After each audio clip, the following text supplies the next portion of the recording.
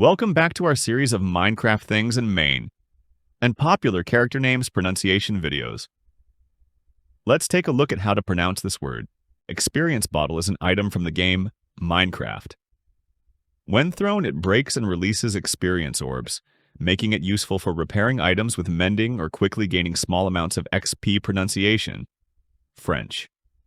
In France, the term experience bottle is pronounced Ex-peer-ee-uhns Bot-ul, with a smooth flowing Ex-peer-ee-uhns and a clear Bot-ul.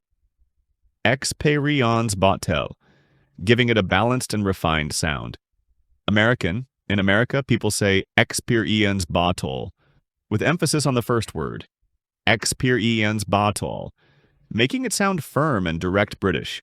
In the UK, it's pronounced Ex-peer-ee-uhns Bot-ul, with a softer Bot-ul, the Ex-peer-ee-uhns Bot-ul, giving it a smoother, more traditional tone.